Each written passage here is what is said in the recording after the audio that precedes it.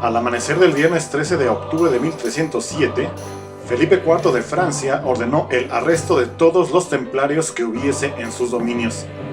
Durante los 7 años siguientes, la Inquisición se encargó de acabar el trabajo que el rey francés había iniciado. En toda Europa, los templarios fueron apresados, juzgados, interrogados, torturados y ejecutados. En 1312, el Papa disolvió oficialmente la Orden del Temple. En 1314, Jacques de Molay, el último gran maestre de la Orden, fue quemado en la hoguera y, de hecho, el Temple dejó de existir.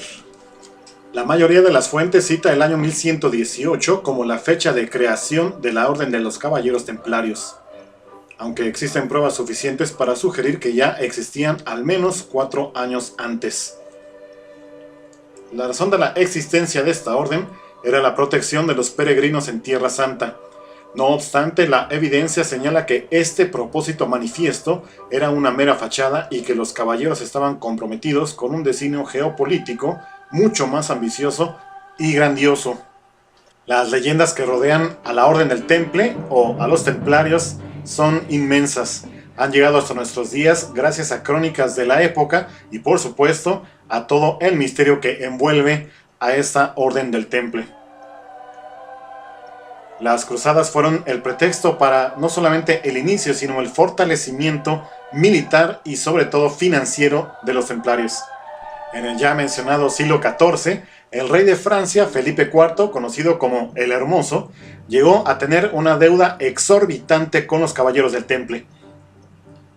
Según las teorías de algunos historiadores particularmente modernos, esta fue la razón principal por la cual Felipe IV decidió acabar con los templarios.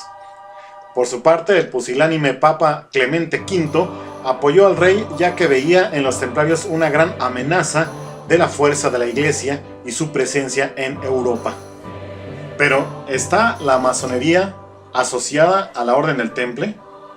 Los propios masones están profundamente inseguros en cuanto a cuáles fueron sus orígenes.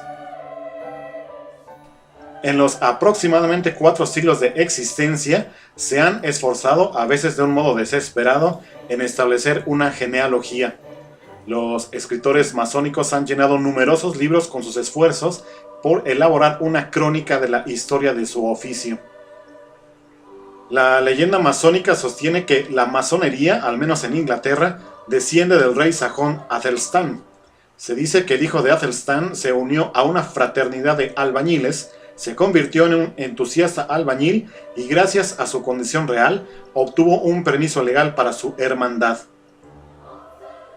Como consecuencia de este reconocimiento real, se supone que realizó un cónclave de albañiles en York, donde se establecieron las reglas que formaron la base de la masonería inglesa. Sin embargo, es quizá la leyenda de Hiram la más famosa y la más aceptada dentro del mundo de la masonería y de aquellos que se dedican a estudiarlo.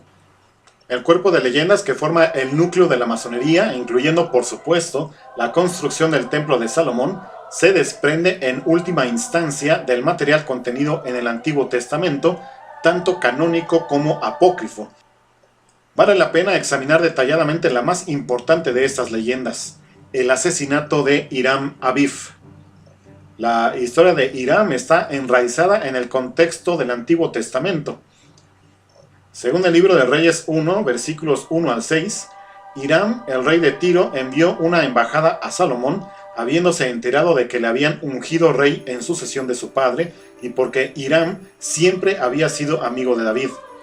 Y Salomón le envió este mensaje a Hiram: yo, por lo tanto, planeo construir un templo, de modo que haz que corten cedros del Líbano para mí.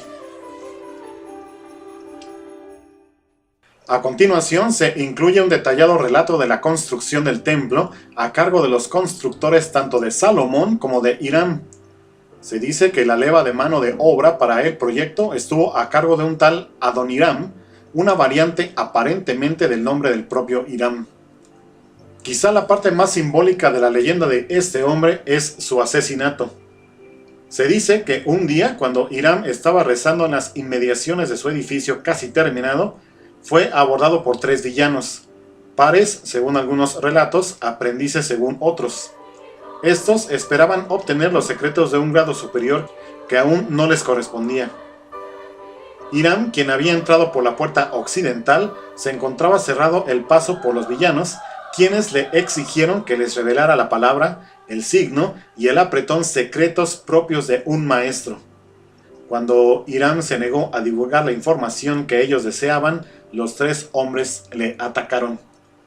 Los relatos varían en cuanto a qué golpe recibió en qué puerta y también qué instrumento infligió qué herida. Sin embargo, es suficiente saber que Hiram recibió 3 golpes.